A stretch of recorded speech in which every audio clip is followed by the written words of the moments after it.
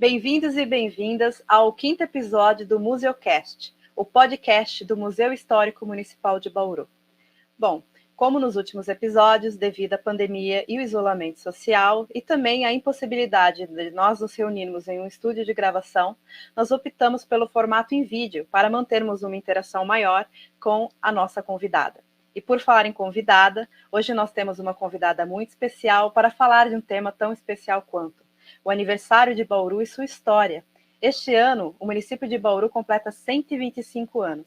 E para falar sobre isso, eu chamo aqui a Cláudia Leonor Guedes de Azevedo e Oliveira, que é historiadora, mestre em Ciências da Comunicação e doutoranda na linha de pesquisa Estudos em Comunicação para o Desenvolvimento na Universidade Lusófona do Porto, em Portugal. Bem-vinda, Cláudia. Obrigada, Fabiana. É um prazer estar aqui conversando com vocês. Muito alegre de ter recebido esse convite por parte da Luísa. E é sempre um prazer. No que vocês precisarem, eu estou sempre à disposição. A gente que agradece a sua presença. Mesmo que remota, né? Esse bate-papo é um jeito de estar presente, ainda mais falando da história do município. É tão importante a gente marcar presença para falar sobre isso, não é? Cláudia, já introduzindo, né, falar um pouquinho sobre esse tema tão especial, não poderia deixar de ser sobre o município, né, numa data tão especial. Bauru completou 125 anos agora, dia 1º de agosto. E para a gente contextualizar e ter uma localização sobre como essa história se iniciou, o que você falaria, Cláudia, sobre o território de Bauru? Como era o território de Bauru? Como tudo começou?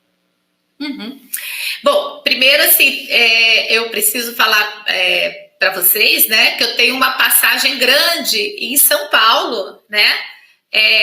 Eu fui fazer história lá em São Paulo e fiquei muito tempo fora da cidade, né? Mas vinha periodicamente para cá e acompanhei um pouco o trabalho que o museu já fazia, né? Lá em 86, 88, 89, eu já acompanhava o trabalho do museu. Mas esse meu envolvimento com a história de Bauru mesmo, assim, um conhecimento, assim, uma leitura mais sistematizada, tudo, tem a ver a partir de 2010, quando eu volto para Bauru, que eu volto a morar aqui, e eu vou começar a fazer alguns trabalhos, né? E aí a gente começa a conhecer Bauru de uma outra forma, né? Então, esse território do Bauru, eu acho muito interessante, porque ele vem como uma fronteira avançada da civilização, né? A ideia que o Edson Fernandes e o Luiz Paulo Domingues trabalham, né, com a ideia de Bauru como boca do sertão, né, e que a partir daqui se descortina, né, um imenso número de possibilidades de ocupação, né, pelo branco europeu descendente de portugueses, né, que vem colonizar, ocupar essa terra, né, mas ao mesmo tempo a gente não pode esquecer, né, de que essa terra é uma terra que já existia os seus povos indígenas, as pessoas indígenas ocupando aqui, né? E que é principalmente a partir da construção da Ferrovia Noroeste do Brasil que vão se dar grandes embates, né? Entre esses povos originários, né? As pessoas indígenas e o homem branco, principalmente, né? Mas eu gosto também da ideia, Fabiana, de pensar. E aí são os estudos, principalmente do Edson, né, do professor Edson, que vão trazer para mim essa ideia, né, de que... eu sei que tem historiadores antes, mas, enfim, é mais o meu contato mais atual com o Edson, que vai me trazer essa ideia de que Bauru era um bairro rural, primeiramente de Botucatu, né, depois de Lençóis Paulista, e a partir do momento que essa povoação, essa localidade vai se desenvolvendo, né, como vila, freguesia, mas a partir do momento que ela vai se tornando mais urbana, né, ela vai se tornando independente até você ter a criação de fato do município em 1896, né? Eu preciso falar também que nessa época que eu estava estudando, fazendo a graduação, foi muito importante para mim, nessa época de agosto, ter participado de um passeio histórico pelo centro de Bauru com o Luciano Dias Pires, que a gente passou na Casa dos Pioneiros, que a gente passou nos hotéis ali do entorno da ferrovia. Então, aquilo foi absolutamente importante, né? Um trabalho que se faz não só de valorização da história, do patrimônio histórico, mas da ideia de formação de identidade, sabe? Eu acho esse trabalho importantíssimo, assim, a gente precisa entender, né? A gente não está aqui do nada, né? A gente tem todos os motivos, os porquês, né, de se estabelecer Bauru nesse lugar, nessa região e com essas características, né? Assim, tão fortes da ferrovia, mas também dos povos indígenas que a gente não pode deixar de lado. E falando um pouco sobre os povos indígenas, nós tivemos um episódio do MuseoCast em abril, né, com o professor Fábio Grossi, e nós tratamos especificamente sobre esse tema. Mas a gente sempre cita, né, os povos caingangue nesse processo de embate com a ferrovia. Só que se a gente pudesse ter um panorama sobre a cultura caingangue, a influência da cultura caingangue na construção de Bauru como município, o que você poderia falar sobre, Cláudia? Eu acho que é uma história que ela ficou a reboque, né? Ela ficou a reboque, ela ficou desconhecida, mas eu acho que mais recentemente, né? E eu vejo isso em outros trabalhos que eu fiz, né? Uma maior conscientização, tanto das pessoas indígenas, como na autodeclaração pelo IBGE. Então, assim, em alguns lugares a gente tem... Eu fiz uma pesquisa ali para o Porto do Pecém, e tinha uma descoberta muito interessante ali, que pelas histórias, né, de algumas pessoas que moravam num determinado bairro ali perto de uma praia, as pessoas tinham histórias em comuns. E essas histórias em comuns levavam a uma determinada etnia indígena a nascer, né? Então, eu acho que, assim, a gente vive um período de visibilizar essas narrativas e, ao mesmo tempo, a gente também vive um período, que é um pouco o que eu estudo, né? Como que essas narrativas acabam por empoderar, né, esses grupos sociais, como que a descoberta, a sistematização, a organização dessas histórias pessoais acabam fortalecendo um senso coletivo, né? E eu acho que a gente vive muito isso. Eu tenho uma amiga em São Paulo, a Renata Fara Borges, ela tem uma editora que publica muitos autores indígenas. E a gente vê também aqui na nossa região, né, o Irineu, o Tiago, fazendo seus textos e publicando, né? Então, eu acho que a gente... existe uma maior circulação de conteúdo que leva a gente a perceber, né? E aí existe esse posicionamento também, que o homem branco não veio ocupar diretamente, sem conflito, essas terras, né?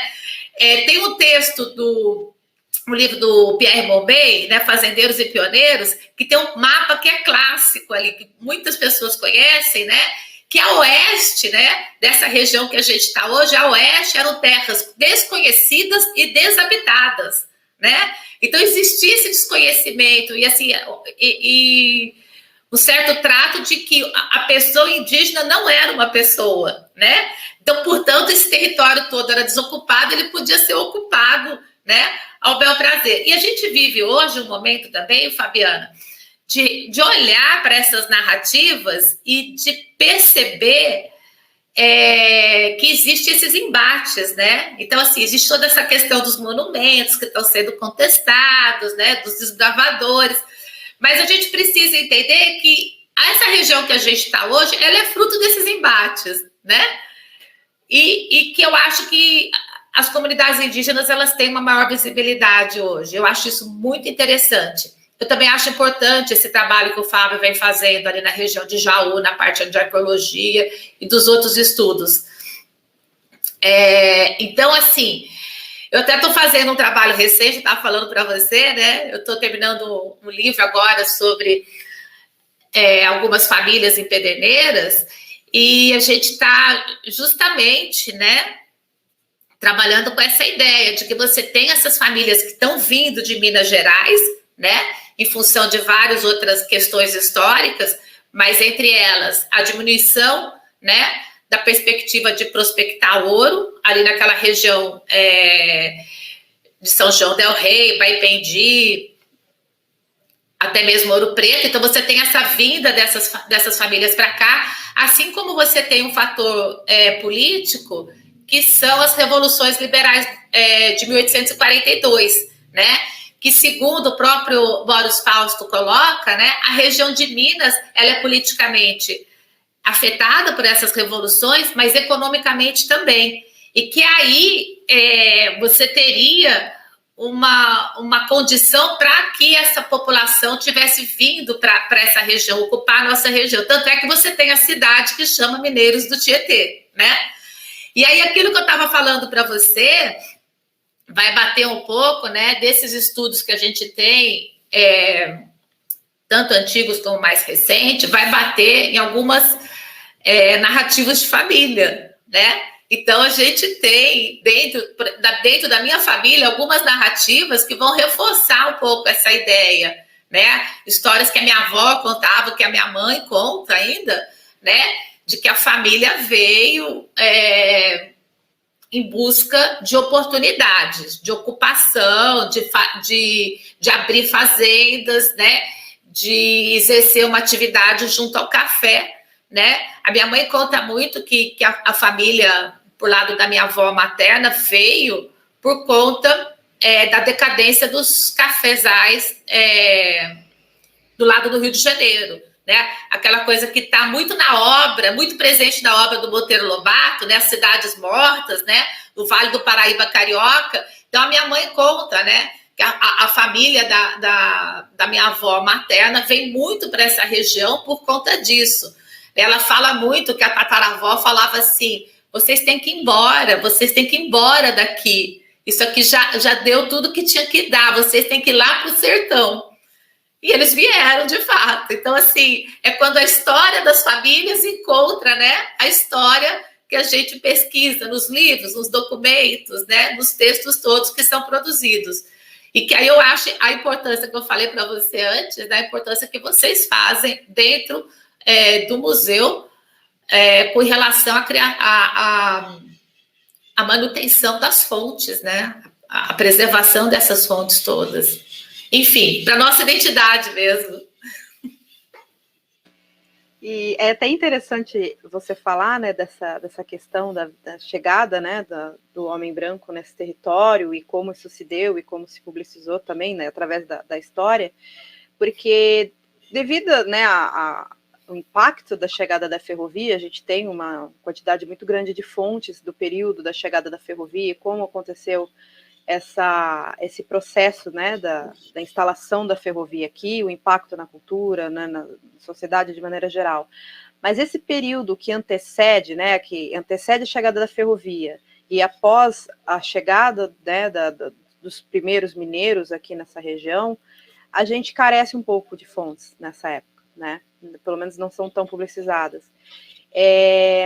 Se você pudesse dar um panorama em relação a esse processo, como você construiria isso, Cláudia? Você fala bem dessa questão da carência das fontes, né? E aí a gente vai justamente para aquilo que eu me especializei em São Paulo, que é a memória, né? Eu trabalho com memória, com as narrativas orais, né?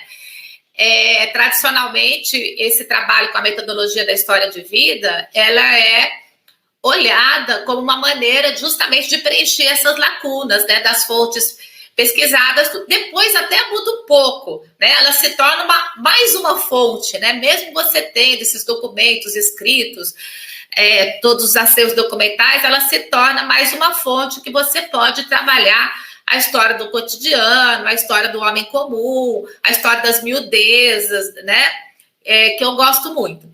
Então, assim, quando você me pergunta isso, eu lembro muito da minha avó falando, né, de Bauru, de quando ela era jovem, né? Ela para você ter uma ideia, ela é filha da Alzira Barbosa, que a gente chama de avó Alzira, né? Então, a avó Guilhô era filha da avó Alzira, da minha bisavó. E a Alzira, ela é, segundo os documentos da Câmara, a primeira professora contratada de Bauru. Mas eu acho que ela ficou pouquíssimo tempo como professora, porque logo ela casou. Mas ela é, de fato, ali, pelo seu Irineu, o trabalho do seu Irineu ali na Câmara Municipal, ela é contratada como a primeira professora de Bauru. Mas a minha avó conta que quando elas eram crianças, Bauru era pura areia, que você não conseguia andar na rua, né? Então, e elas têm, assim, algumas fotos de infância, de adolescência, e aí a gente vê, né, como é que as modas, as tendências chegam aqui em Bauru, né? Elas têm umas fotos, ela e as irmãs delas, com 15, 16 anos, todas elas de cabelo Chanel, cortadinho, assim, sabe? Chanel, como se usava na época da guerra, né? Aquela coisa que a gente vê talvez um pouco em novela de época, mas todas elas com cabelo curto. Ela me fala muito dos primeiros, ela falava muito dos primeiros fotógrafos também, né? Que é o Giacha, bem tradicional ali. E ela falava muito na dificuldade que era, né? A dificuldade, assim, a diferença da nossa vida para a vida que ela tinha. Mas eu lembro que ela falava muito dessa cidade, de terra, de areia, da impossibilidade de você caminhar no meio da rua, né? Então, assim, que a gente tinha lá, quando eu conversava com ela, em 1980, alguma coisa assim, era uma cidade que mudou muito, né? E aí, Fabiana, a gente vou fazer uma ponte aí para o projeto que a gente está finalizando agora, que é o Memórias do Comércio de Bauru, que é uma parceria do Sesc São Paulo com o Museu da Pessoa, né? E aí a gente tem, nessa boca do sertão, nesse começo de civilização da cidade, né?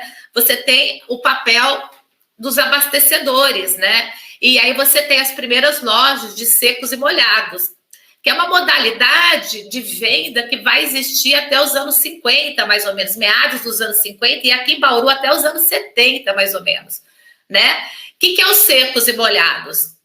Era um armazém que vendia de tudo, né? Tudo que você podia imaginar, você comprava ali. E ele era meio dividido nessas duas categorias, os secos e os molhados. Os secos eram todos os grãos, arroz, feijão, açúcar, farinha, grão de bico, enfim, as coisas que você podia comprar pesando.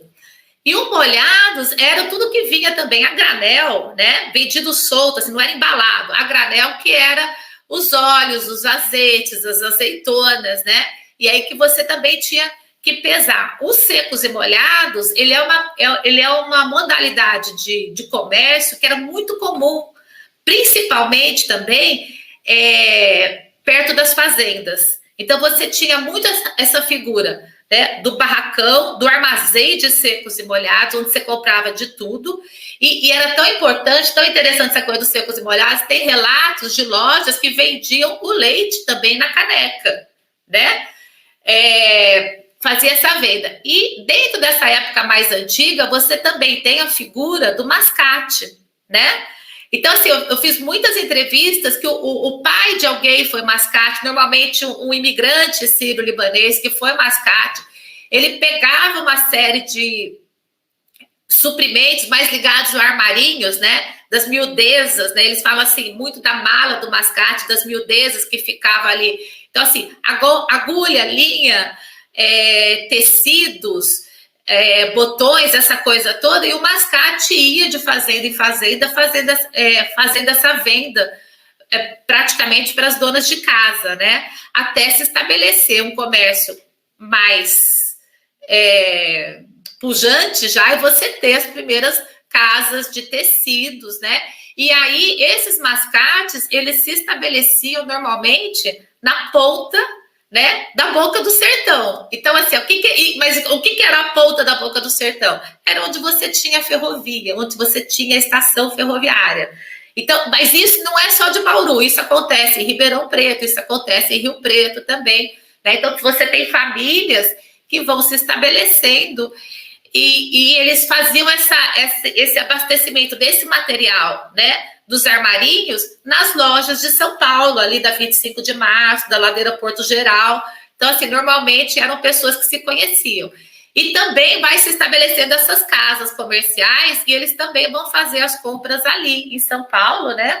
Com o estabelecimento de uma frequência maior das linhas das estradas de ferro, é muito comum que a pessoa saia daqui, né? Ou de Bauru, ou de Pederneiras, ou de Pirajuí, vai fazer as compras para o armazém, né? Ali nessa região também do mercado municipal, tudo, e as encomendas eram entregues pela própria ferrovia, né? Então, assim, são muitos relatos assim que a gente tem dessa estrutura.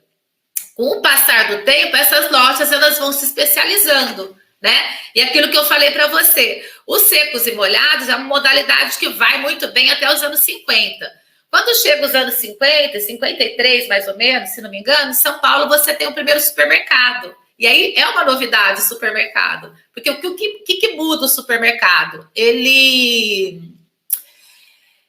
vai passar a trabalhar com o produto embalado para venda, né? Então você tem esse produto embalado para venda, pesado a priori, né? Numa embalagem, primeiramente de papel, depois de plástico, e você vai mudar a forma da venda. Você não precisa mais ter o balconista fazendo a venda dos secos e molhados. Você vai trabalhar com o que eles vão chamar de self-service, praticamente. Tanto é que o primeiro supermercado em São Paulo chamava Pegue e Pague. Mas essas duas modalidades vão conviver em São Bauru até os anos 70, praticamente, né? A gente é corrente aqui na história de Bauru também, né? A família Zogeb, que veio de Arealva, né? É uma família sírio-libanesa, veio de Arealva, né? Bauru já era um polo, né? Nesses anos 70, desde os anos 50, acho que é um polo atrator de famílias que trazem seus filhos para estudar aqui. A gente tem vários colégios aqui em Bauru que vão ser internatos, externatos, e a família Zogeb se instala na Vila Falcão, primeiramente com um negócio de secos e molhados, a Casa Confiança, que depois, nos anos 80, vai ser transformado nesse modelo de supermercado, né? Aqui em Bauru a gente tem perto da ferrovia, ali das estações, né? Ali é um comércio muito forte, né? E você tem, por exemplo, a Casa Sampaio, ali no quarteirão 1 da Batista de Carvalho, que era um negócio de secos e molhados e vai se especializar, passa pelo negócio de supermercados. Eu lembro de ter frequentado nessa época, né? E ela tinha uma parte forte de eletrodomésticos, né? Lembra que nos anos 70 a gente não tem, né, esse acesso a produtos importados, né? Era mais difícil. Então, a Casa Sampaio, eu me lembro dessa parte de eletrodomésticos ser bastante forte, e hoje ela é uma casa muito especializada em ferragens, né? Assim, ela se especializou completamente em ferragens, mas é uma loja que tem 3 gerações já, né, da mesma família. E a gente tem vários outros comércios que são assim na cidade. Enfim.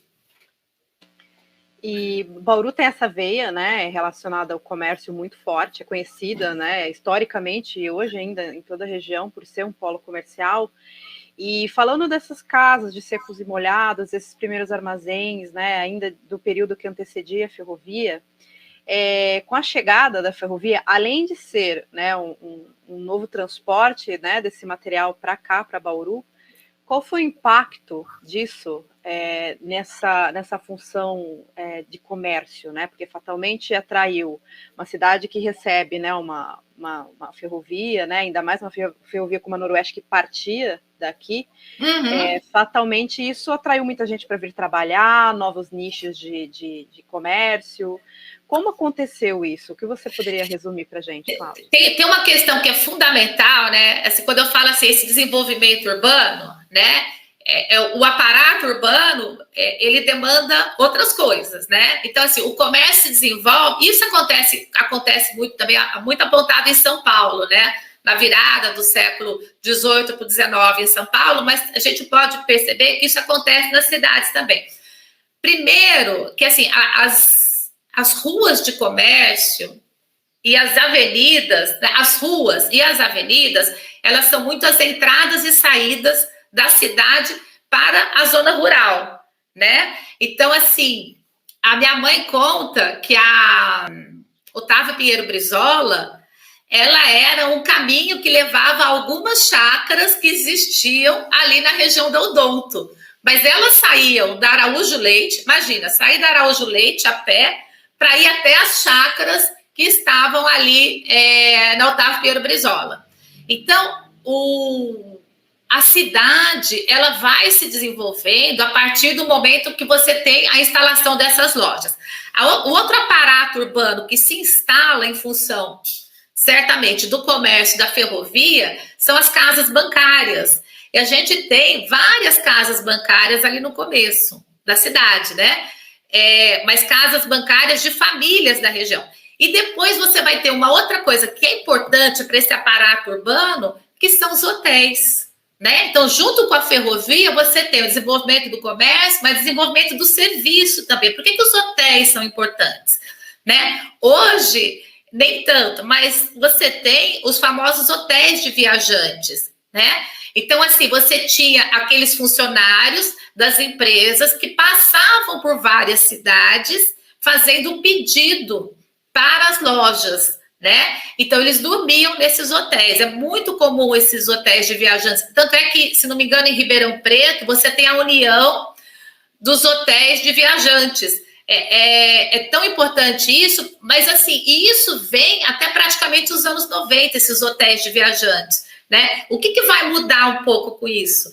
Vai mudar a partir do momento que você tem os pedidos sendo feitos de modo online, as compras sendo, né, os comerciantes abastecendo as suas lojas por meio de pedidos virtuais. Mas até os anos 90 é muito forte nessa figura do vendedor, que anda de loja em loja, de cidade em cidade, passa a ser o representante, o vendedor ou representante comercial. Então, ele vai ficar nesses hotéis. E ali, o entorno da ferrovia, a gente tem vários hotéis ali, né? O Hotel Central, o Hotel Cariani, né? O próprio Hotel Colonial, que durante muitos anos foi um hotel muito, muito elegante. E no centro ainda tem o Hotel Fenícia, né? Da família Obeide, que é um hotel, assim, que ele foi construído de modo já a trazer para o cliente uma outra experiência, né? Assim, ele foi construído de uma super estrutura, ele até hoje é uma referência. A gente fez uma entrevista com o gerente do hotel, e ele conta assim, o quanto o hotel era referência para ficar os artistas que vinham para a exposição, né? Que também era mais nessa época, agora é mais no final do ano. Mas, assim, o quanto a cena cultural bauruense era agitada por hospedar, né, esses músicos, artistas, pessoal que trabalha mais com teatro, tudo. Mas, assim, o centro, ele era absolutamente... Ele tinha uma vida muito grande, né? E ele tinha hábitos muito interessantes, assim. Se você pegar... você tem a parte... de paquera, né? O famoso footing ali na Praça Rui Barbosa, né? Você tem o coreto, você tem a igreja, a saída da missa e o footing, né? O que é o footing? É o que seria um rolezinho no shopping hoje, né? Os meninos de um lado, as meninas de outro, e isso toda a cidade do interior tinha, né? E a hora que se encontravam os grupos é que se dava paquera, o começo do namoro, muitos casamentos saíram dessa prática, né, de caminhar pela praça. Em algumas cidades ainda tinha o serviço de alto-falante, não tinha rádio, mas tinha o serviço de alto-falante, né?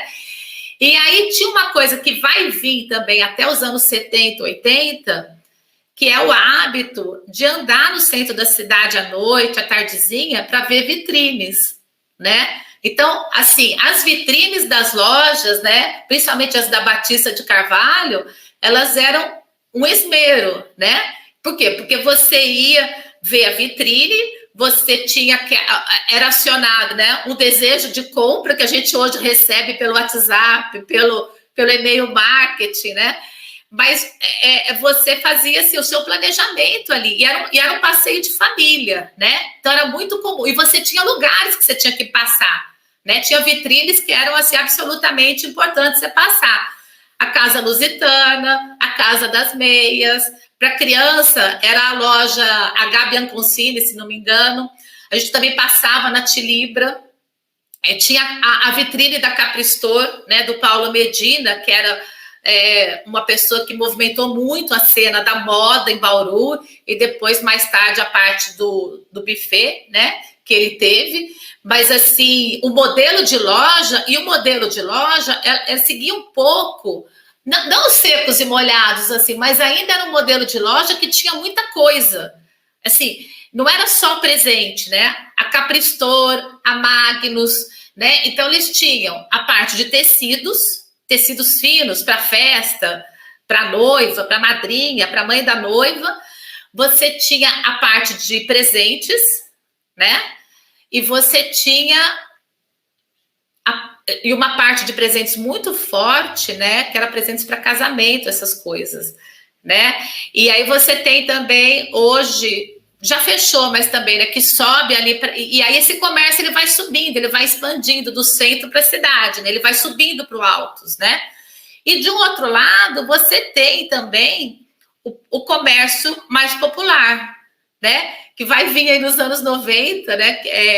Com aquelas lojas de 1,99, com Pereirão, que, assim, que vai movimentar muito a cena também em Bauru, né? Eu acho isso importante, assim, eu acho isso interessante. Seria, então, esse costume de andar na Rua Batista de Carvalho para visitar as vitrines? Seria o início do que a gente chama hoje de batistar? Com certeza. Com certeza, né? Tem esses grupos das redes sociais, da história de Bauru, tudo, né? Mas, assim, essa ideia do batistar, né, tá muito ligada ao sábado de manhã, né? De ir a Batista ao sábado de manhã, ir às lojas americanas. Era a única lanchonete que você tinha na época. Não existiam essas lanchonetes de fast food. Então, se você ia, né? Tem até um meme do cachorro quente prensado das lojas americanas, mas ele não é um meme, não, é uma memória coletiva, né? De uma geração inteira, porque era o que a gente podia fazer, assim, 78, 79, 80. Você ia para lojas americanas, você comia esse cachorro quente prensado, você ia ao cinema, né? Cine Bauru, Cine São Paulo, Cine Vila Rica, né? Eu me lembro perfeitamente do meu primeiro filme que eu assisti no cinema, foi no Cine São Paulo.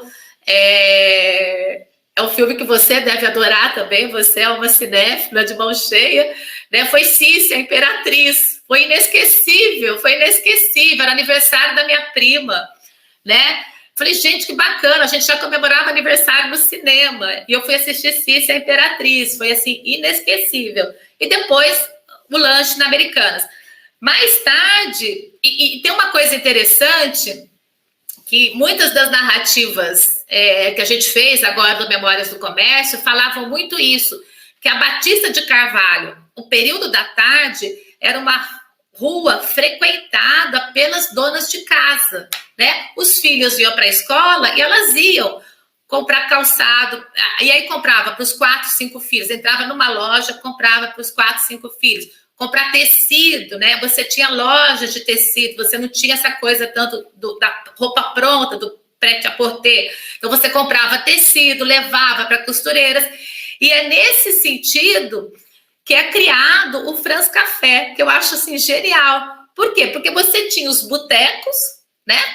Que os homens entravam para tomar o café, mas essas mulheres, donas de casa, que estavam ali cuidando das suas famílias, não tinham espaço para sentar, tomar uma água, um café. E é quando o Francisco Conte, que era um jovem que veio com a família para um outro negócio, a família dele vem para montar a churrascaria gaúcha, que é numa das esquinas ali da Praça Rui Barbosa. Ele tem essa percepção de que se ele montasse um café onde as mulheres pudessem entrar, sentar, sem problema de importunação, qualquer coisa assim, seria bacana. E ele cria, né, o Franz Café ali na Batista, na quadra 7, se não me engano, e ele ele traz uma máquina italiana de café. Né? Ele conta toda essa história ali no projeto, mas eu acho interessante que quando ele faz isso, e eu acho importante em termos de de conquistas femininas, né? Você passa a ter um espaço que você pode ir, você, a qualquer hora do dia ou da noite, que a gente pode tomar um café sem perturbação nenhuma e sem achar que a gente está, né, o outro lado da história de Bauru, né? Que a gente está fazendo o programa ali, porque você tem muito forte também na história de Bauru a presença da zona do Meretrício, né? Da Casa das Pedras, da Casa da Eni. Então, assim, é um outro lado da história de Bauru, muito forte, que eu acho que precisa ser pesquisado mais ainda, viu? Acho que é um prato cheio, assim, ainda para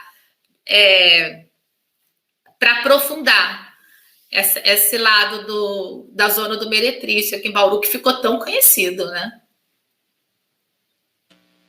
Exatamente. E essa questão que você está falando, principalmente do comércio, né? Esses grupos que se formaram nas redes sociais, que são grupos saudosistas e que as pessoas acabam debatendo memórias, né? Que são memórias pessoais e outras pessoas têm as mesmas memórias, então acabam sendo memórias coletivas.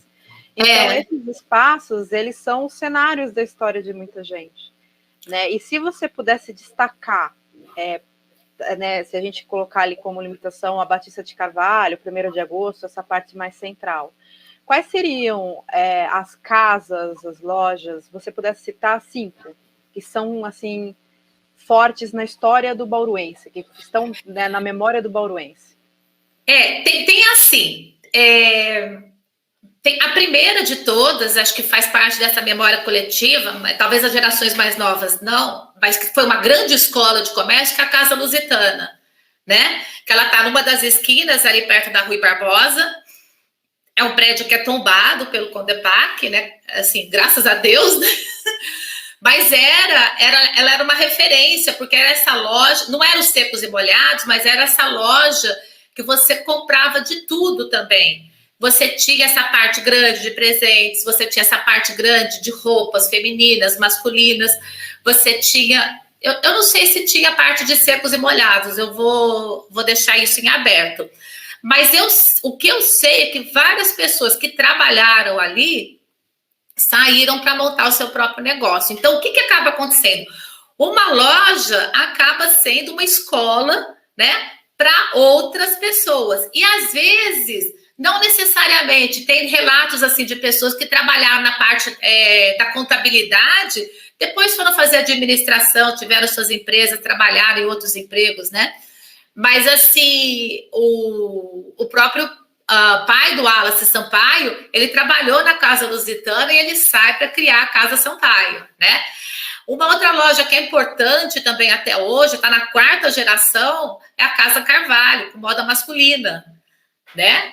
Então, ela vai se estruturar nessa época e sempre na mesma esquina. Então, isso é interessante, que agora que foi aniversário até de Bauru, eles colocaram várias fotos, né, daquela esquina e a casa vai se atualizando, passando por reformas, mas é uma casa bem tradicional. E aí, quando a gente fala em casa tradicional, tem uma questão que eu acho que é fundamental no comércio, que é assim... São esses funcionários que estão lá há vários também anos, né? Então, a pessoa faz toda a carreira dela ali dentro. Isso é importante, né? Você tem a Tropical Tecidos também, né? É uma loja que vem também desde os anos 60 e ela continua. Tem também, já menor, mas não menos importante, a Casa São Jorge, né, que era do seu Jorge Elias. É um dos comércios mais antigos e ali é muito bonito, porque ele e a esposa faleceram e os filhos passaram para os funcionários a gestão da loja, a propriedade da loja, né? Então, assim... A Casa São Jorge é uma referência, principalmente na época do carnaval. O carnaval em Bauru já foi um carnaval de rua muito forte também, né, com as escolas de samba, tudo. Então, assim, você tinha muito esse comércio muito forte também na época do carnaval, da Casa São Jorge, do Beco. Agora tá ali para cima... Eu não vou lembrar o nome agora, mas eu tive lá outro dia. Essa parte de bordado, de pedraria, né? como você tinha muito essa coisa das costureiras, né, de fazer tudo, você tinha também toda essa parte dos aviamentos. Então, era muito comum. Eu lembro de uma loja, mas assim, eu lembro assim, pouco dela, mas era a Casa das Meias. Era uma casa especializada em meia calça, meia curta, meia para homem, meia para mulher, e também pijama, essas coisas, né? E aí a gente não pode esquecer também da Lalai, né? A Lalai é muito interessante, porque ela foi um lugar onde essa juventude mais dourada também se reunia ali, né? E ela tinha algo interessante. E aí volta a questão da ferrovia, porque o carro-restaurante da Companhia Paulista era tido como algo de excelência, de excelência. Muitas pessoas que trabalharam no carro-restaurante da Companhia Paulista, se não me engano, era da Companhia Paulista, depois abriram suas próprias lojas, né? E aí a gente tem a figura do Zé do Esquinão, né? Que vai assumir um ponto ali. Ele trabalhou no carro-restaurante, trabalhou na Lalai, trabalhou também no restaurante do Bauru Tênis Clube, né? E aí, num determinado momento, alguém vai propor, para ele, não lembro o nome da pessoa, vai propor que ele compre esse ponto, que era o Esquinão, né? E ele vai assumir esse ponto e vai virar, assim, a principal referência nossa, né? Do sanduíche Bauru, né? E aí o filho dele, o Joia, a gente entrevistou para esse projeto, né? E ele fala que ele começou a fazer o sanduíche Bauru porque ele soube, lá nos anos 70, que o Ponto Chique ia fechar. E aí ele ficou indignado, porque no Ponto Chique era o lugar que tradicionalmente em São Paulo se faz o sanduíche de Bauru. E aí ele falou assim, mas o Ponto Chique vai fechar, a gente não vai ter mais esse sanduíche, então eu vou assumir fazer aqui em Bauru. E ele virou mesmo um grande divulgador do sanduíche Bauru, e assim, muitos clientes, ele era muito conhecido pelo sanduíche de pernil. Ele é conhecido até hoje, né? Mas diz que quando chegava algum desconhecido e pedia o sanduíche de pernil, ele falava assim, o pernil você come da próxima vez, hoje você vai experimentar esse aqui que a gente está fazendo, que é o Bauru. E, de fato, ele foi um grande divulgador, né? Acho que para um elemento da nossa cultura e gastronômica que faz parte já, né? Assim, aquelas coisas que você falou, né? Do hotel, do Dix, né? Dessas coisas que a gente vai elencando como sendo especificamente de Bauru, mas o sanduíche, assim, ele não nasceu aqui em Bauru, ele nasceu em São Paulo, né? Pelas mãos do Casimiro Pinto Neto, um bauruense, né? Mas eu acho que é o que mais leva, assim, longe, talvez, assim, hoje, né? Da parte da cultura, da tradição de Bauru. E aí era muito comum também descer domingo, na minha família era muito comum descer domingo, comer o lanche do Esquinão e ver vitrine, né? Então, assim, fazia esse percurso, não era só na minha família, várias outras também faziam isso. Enfim.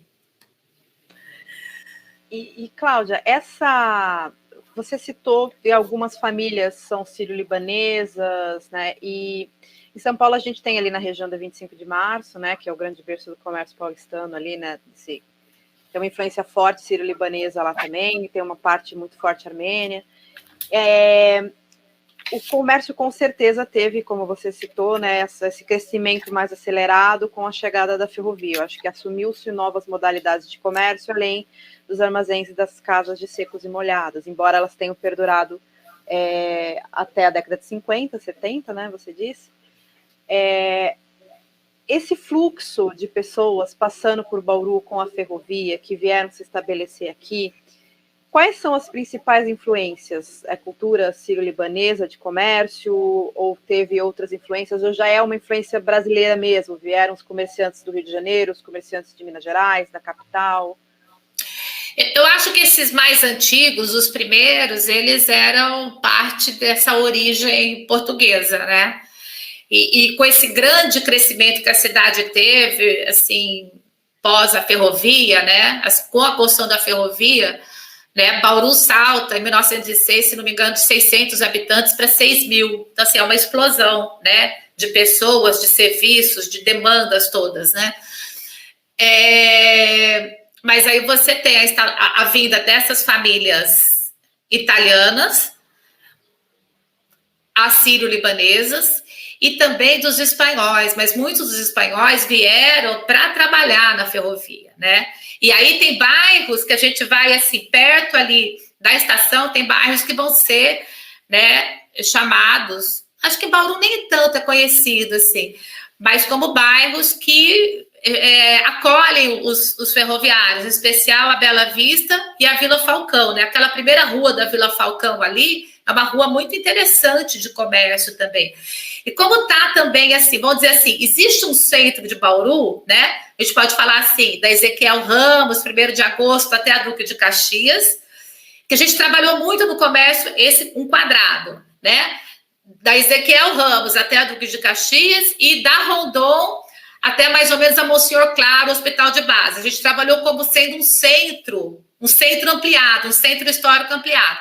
E depois esses bairros que eles vão recebendo esses comércios, né, e que vão subindo. Então, assim, a Vila Falcão é um lugar absolutamente interessante, né? Você tem o cinema, ali logo que tinha a descida do viaduto, você tinha do lado direito de quem está descendo, você tinha o cinema, subindo aquela rua, ela é uma rua tradicional de comércio até hoje, mas você também tinha instalado por ali as serralherias, as madeireiras, né? Porque eram áreas grandes e espaçosas, né? E isso vai subindo ali, e você tem a instalação mais tarde, tanto da Fundação Educacional de Bauru, como da Instituição Toledo de Ensino. Então, assim, aquele lado ali de cima da Vila Falcão, ele vai ser repleto de estudantes. E aí a gente entrevistou, Flaviana, a Valéria, do Armazém Bar, né? E aí o que ela conta é que, assim, o Armazém surgiu no lugar mais improvável para surgir um bar e dar certo durante 40 anos, porque está ali, bem na saída, né? No começo do viaduto, numa rua meio escura, numa esquina que não era muito frequentada. Mas ela falou que foi justamente esse caminho dos estudantes que faz com que o Armazém se torne conhecido. E aí você falou do Batistar, né? O Armazém era muito interessante, porque nos anos 80 tem uma banda aqui de Bauru que é o Superliga Católica. E eles vão fazer uma música que chama Bauruzão. E ali eles usam o verbo batistar. Então, assim, o hábito de andar pela Batista, ele é desde o footing, talvez. Mas com essa música, realmente, ali nos anos 80, 88, 89, 86, aquilo realmente se torna um verbo que a gente se apropria, né? E aí é interessante porque a Batista também ela vai ser ocupada, assim, nos anos 80, pelos grupos de happening, né? De teatro, né? E você vê que, assim, é super interessante porque o teatro, assim como as outras artes, e aí a gente vai trabalhar talvez um pouco de história também, de fontes, né? Essa perda do suporte, né? Então a gente tem as artes plásticas, principalmente com as bienais, você vai ter as instalações, você não precisa mais do quadro, da escultura, né? Do suporte, né? Onde está colado, né? Aquela obra de arte. E a Batista, a gente vai ter os happenings, sábado de manhã. E depois dos happenings, você vai ter as manifestações políticas, você vai sempre naquele quarteirão das lojas americanas ali. Então, assim, você vai ter, assim, era de fato algo muito, muito significativo. O que acontece é que você tem nos anos 80 também, 86 para frente, a instalação do shopping, né? E aí aquilo que eu falei, que você tem uma instalação de um ponto comercial forte e que leva o desenvolvimento para essa área ali, né? Das Nações Unidas, né? Aquela área toda ela vai se desenvolver, porque ela era absolutamente aquela região ali acabava no aeroporto, né? O aeroporto era o fim ali, né? A gente chegava no aeroporto e acabava o aeroporto. Aquela brincadeira, né? Tudo o resto era mato, né? Mas o comércio, ele, com a instalação do shopping, e acaba que esvazia um pouco esse centro das lojas de tecido, dos calçados, né? Várias lojas, elas vão migrar para o shopping, e a gente vai ter uma remodelação, a instalação do calçadão, né? Nessa tentativa de... Mas eu gosto muito do centro de Bauru, e eu acho que eles têm um trabalho bonito de preservação, assim, das fachadas, de limpeza. Pode melhorar, né? Pode melhorar, mas eu acho o centro de Bauru muito interessante, eu gosto muito. E Cláudia, nesses 125 anos de Bauru, né,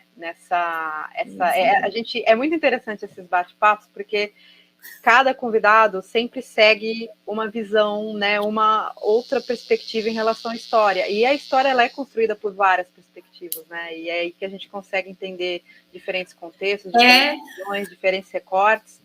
E nesses 125 anos de Bauru, com essa história tão latente relacionada ao comércio, né? Porque o comércio estava atrelado à cultura, ao cotidiano, à questão da sociedade, entre outras questões.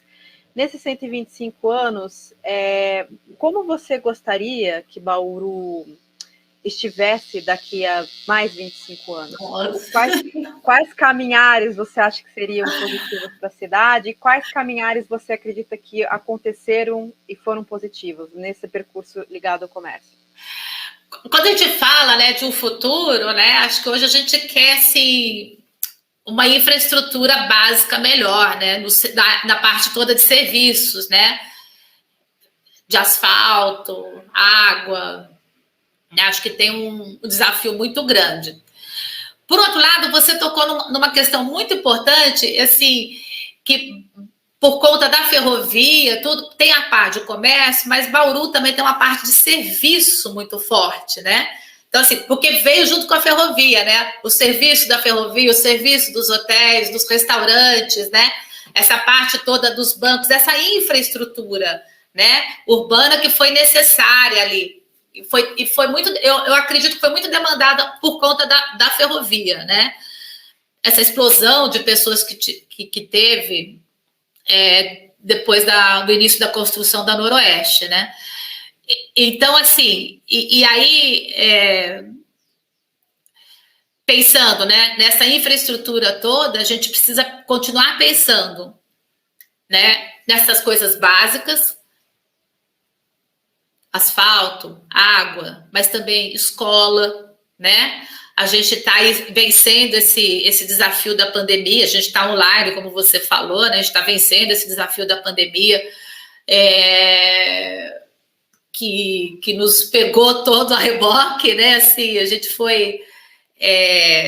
acho que ninguém previa, imaginava, assim, tanto tempo com um problema de saúde grave, né? Mas eu penso que Bauru pode continuar a ser uma cidade de serviços, né? Mas ela tem que estar antenada para que lado vai. Porque, assim, se a gente olha a história das cidades, né? Em função desses momentos, né? A instalação das ferrovias, né? A industrialização maior, a gente percebe que algumas decisões que são tomadas ali naquele momento, às vezes a gente não tem a dimensão do impacto a médio e longo prazo. Então, acho que para Bauru, pensar assim, nos próximos 25 anos, a gente tem que pensar assim, para onde vai caminhar a economia, né? Para onde se deve apostar, como é que deve ser a infraestrutura, né? Dentro dessa economia de serviços, Bauru tem uma coisa muito interessante que aconteceu nesses últimos anos e eu acho que vai continuar acontecendo se a gente continuar investindo em fibra ótica, em comunicações, sabe, de alto impacto, que é essa parte das recuperadoras de crédito, né? Eu tive a oportunidade de conversar com algumas pessoas, mas assim, para muitos adolescentes, assim, jovens, adultos, o trabalho nas recuperadoras de crédito é, muitas vezes, o tão sonhado primeiro emprego, né? com aquele dinheiro a pessoa faz a sua faculdade, consegue fazer o curso e consegue se inserir na área que quer. Mas eu acho que esse investimento em infraestrutura tem que estar pensado para onde está indo a economia, né? É uma economia de serviços, é uma economia online, é uma economia digital. Então, assim, se é uma economia que vai mais para esse lado da produção, o investimento teria que ser para essa área, né? Mas eu acho que você falou muito bem, assim, Bauru tem um DNA de prestação de serviços, assim, tem uma boa infraestrutura de indústria e tudo, mas eu acho que, né, tem várias universidades hoje aqui, essa parte toda de serviços, eu acho muito forte, eu acho que está no DNA mesmo, né, e de ser um lugar e continua sendo um lugar de passagem, né, quando você fala nas universidades, você pode pensar que tem grupos que vão e que vêm, né, Bauru continua sendo um grande entroncamento, não mais ferroviário, mas talvez de pessoas, de serviços, de estudos, né? Então, acho que Bauru tem muito potencial, assim. Eu gostaria de continuar pensando assim. Acreditar. Não foi à toa que eu voltei para cá, né, Fabiana? Cláudia, eu gostaria de agradecer, né, a sua participação, os seus relatos tão ricos, né, esse bate-papo que trouxe principalmente essa perspectiva em relação à história do comércio, que é a história de Bauru, não tem como, né? São histórias que caminham lado a lado e são a mesma história ao mesmo tempo. E gostaria de pedir para você deixar, então, uma mensagem para Bauru e os seus filhos, seus bauruenses, né, nesses 125 anos de história. Nossa, Fabiana, primeiro eu que agradeço de novo, né? Assim, o seu carinho, atenção, foi muito bacana, assim, poder... Eu falo que é trocar, né? Trocar ideias, trocar experiências, trocar histórias, né? Eu acho que esse trabalho todo que a gente faz, né? Eu como historiadora, vocês no museu, cuidando desse material que é riquíssimo, desse patrimônio histórico, material e imaterial, né? Eu acho que é fundamental para fortalecimento da identidade. Sabe, o que eu acho, e eu fiz muito projeto com criança também, né? E o que as pessoas às vezes têm uma sensação é de que as coisas sempre foram desse jeito, né? Então, Bauru é desse jeito desde sempre. Mas o que a gente aprende, principalmente nesses projetos com as crianças, é que é possível descobrir uma outra cidade, né? Uma cidade que já foi de areia e terra, uma cidade que não tinha água e asfalto, uma cidade que já foi extremamente violenta, como aponta, né, o trabalho do Irineu, né, mas que existe uma evolução, uma mudança, uma trajetória. E que se a gente está aqui hoje, a gente faz parte também dessa evolução, dessa mudança, dessa trajetória, né? Então, as nossas escolhas, todas as escolhas que a gente faz hoje, em termos de trabalho, de opções de vida, de lazer, elas reforçam essa história. A gente está construindo uma história também, né? Então, na medida assim que eu tenho uma clareza de que a Praça Rui Barbosa ela tem mais de 100 anos e que isso é meu patrimônio também, né? Eu posso olhar isso com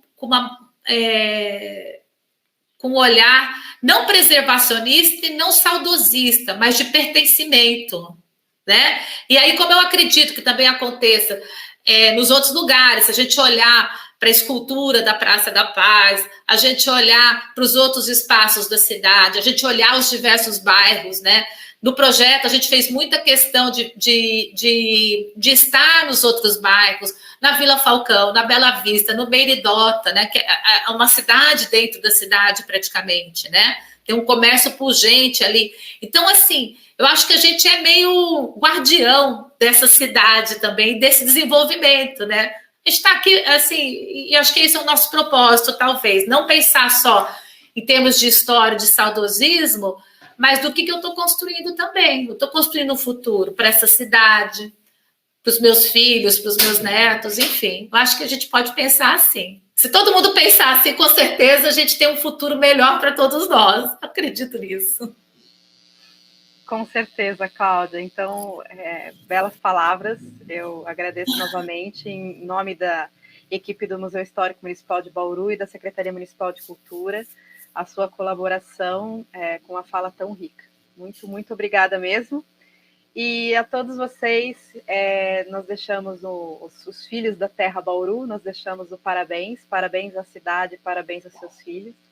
E que nesse momento o Bauru nos dá, né, todos os dias um grande presente, que é a sua história. E cabe a todos nós darmos de volta como presente a essa história, a essa cidade, o pertencimento, né, a essa história, porque nós participamos disso e nós construímos isso. E é no futuro que todas essas ações serão história também. Muito obrigada a todos e todas e até o próximo MuseuCast. Isso.